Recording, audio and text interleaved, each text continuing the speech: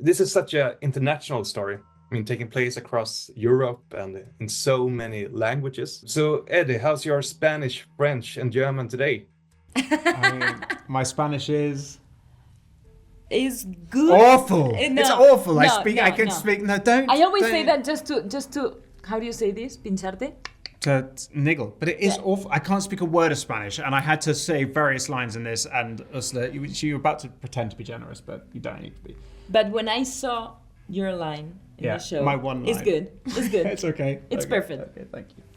But at the beginning, you were was rushing bad, a little bit. It's nothing more terrifying than doing a language in front of someone that's You from tell there. me. Exactly. But I loved that side of it. I loved getting to... Ursula and I talked about this because obviously she's not speaking mainly her own language in this piece. And there's something when you're speaking another language, if you speak a bit of it, and I speak a bit of French, for example, that because you can't quite tell how it sounds, it takes you out of your own critical headspace and you're less judging.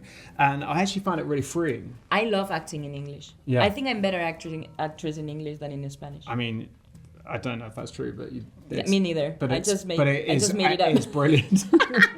That could also be the case. I mean, when you're wearing all the makeup. Yeah. Yeah. Ursula, when you see yourself acting in English, and Eddie, when you see yourself not looking the same, and when you see the finished product, are you still as judgmental to your performance as otherwise? I would. I don't. I would say I am, in the sense that with the physicality and all those things, because you have a prosthetic, and then you have a costume, and then you have a physicality, and then you have the voice. Like, what I get judgmental is whether those things are all married, into something, and I can go, what was going on with my shot? You can sort of scrutinize those things. And it's hard to also step outside of it and be objective. But definitely with the language side of things, I completely agree with Ursula, and you feel less judgment. Yeah.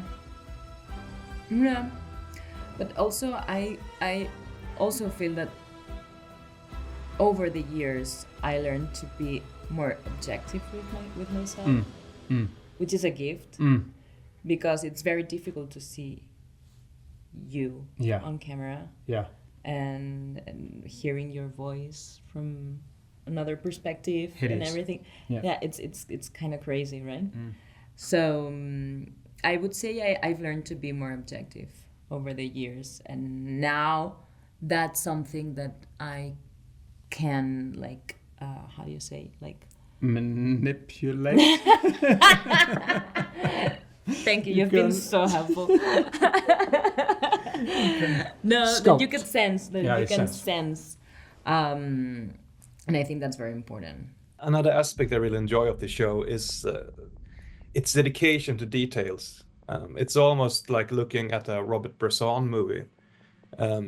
Ursula, how methodic would you say Eddie was in portraying this very methodic character? How methodic? No, you at least. So I think do you mean method? Yeah. No, I think what you're saying is I was quite meticulous. Is that what you mean? As in the process, not was I a method actor. Okay. I didn't stay in Jackal. He's not method actor. No.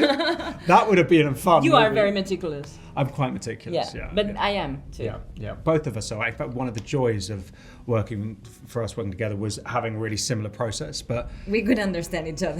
but also and Lashana was similarly, and I think you're right that the methodical process and craft is so much a part of the joy. I think the viewers experience of watching The Day of the Jackal, and it was in the original. It's about that meticulousness of setting up the dominoes to then kind of flick them and watch it all, and then if it doesn't all fall perfectly and goes awry and chaos ensues, it's how you're constantly trying to pull things back into the straight and narrow, and definitely I have a quality that is quite granular and some might say anal. Looking back at the journey of filming the show, how did your experience on the first day of set compare to the last one? Did your understanding for your character or the story evolve unexpectedly throughout the shoot? Let's say the story changed a lot. It did, yeah. In the middle. Yeah. Like different, very different. To what we'd been led to believe. Yeah. But the fundamental answer to your question is because we didn't have all the scripts when we started, we didn't know where we were going. And what we had been told was going to be the story then shifted and changed. And so I don't remember there being a moment at the end of kind of epiphany or realization. It was happening gradually throughout the process of it. No, me neither. It was a long process. It was long. But it was weird for Ursula because she would fly in and out. That felt so weird because also we had very intense scenes. Yeah. So I remember I was flying back to Spain and I was in Spain for 2 weeks maybe, and then I had to travel back to Budapest and I only had like 2 shooting days. Yeah. And I had everything in that 2 days. No. And all the scenes were so like Extreme. marriage story. Yeah, marriage story scenes, exactly. Marriage story scenes. And Eddie, this is your first role, at least the first role we see you in, since The Good Nurse. And in both these productions, you play characters that are vastly different from your breakout roles. How come, and what impact do you think they have on your career?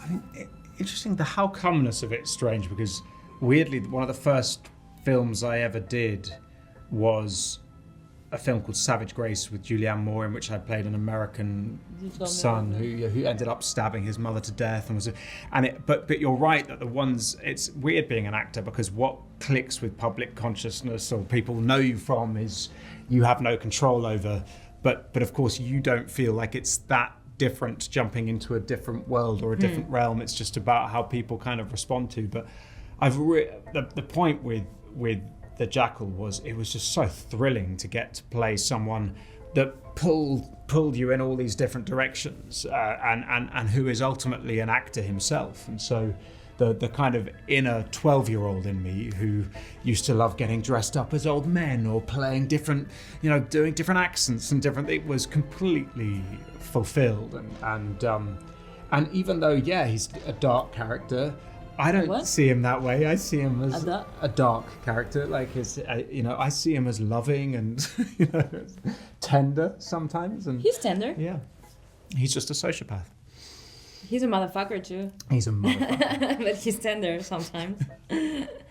All right. Thank you so much. Thank you. Thank you. See you next time. Bye bye.